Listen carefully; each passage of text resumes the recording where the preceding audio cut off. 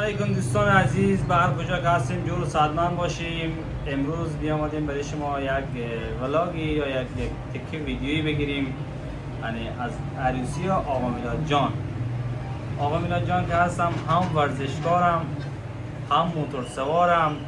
یعنی این عروسی یک عروسی متفاوتیه، هر کس عروسی میگیره و هرات. امروز ما این یک عروسی برای شما به تصویر بکشیم که این عروسی کمکی فرق داره. چی دارم آقا میلاد؟ و چی گفتنی داره آقا داماد؟ امشب قراره 20 تا 30 تا 40 تا موتور سنگین به ایراد ما داشته باشیم. آقا داماد هم خود یکی از موتور سوارای میشه، فکر کنم کم دلی هم کسی زنده شده موتور نیه. رزو هر جوان انشالله تمام جوان ها به رزو خوب رسن، یک محفل خوب خوشی دید. قربان شما. انشالله شما دوستان دعا بکنین که امشب این عروسی بیشتر از همه چیز نیاز به زی داره که به خوشی و به خوبی تمام بشه. خدا نکرده کدام تصادفی، کدام جنجالی، کدام چیزی نشه. یعنی برو که بریم منتظر باشیم ببینیم چی کار میکنیم. از آرایشگاه شروع کردیم، بریم تا آخر با ما باشیم. ناگفته نمونه، یه هم از موتور آقا داماد و هم از موتر آقا داماد. آقا داماد که هست عشق و موتور داره، او هم موتر میگه ماما سیاوش من اشته دل میشم شو عروسی منه، ولی من موتر بگذارم موتور سوار.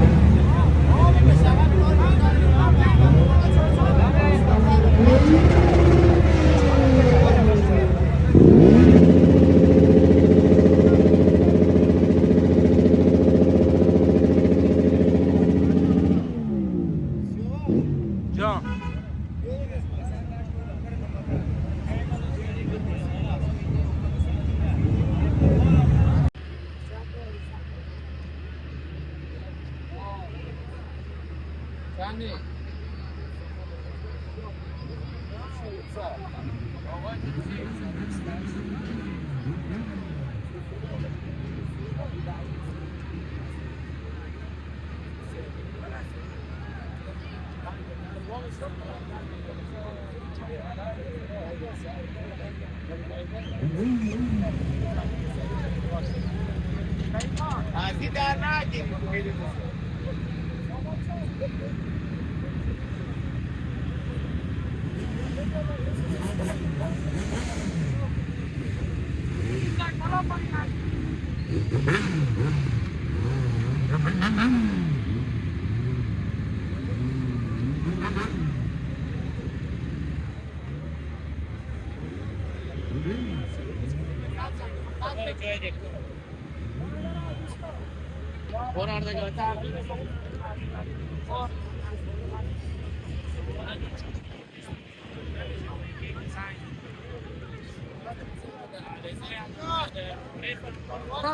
دنبال متشکل خوب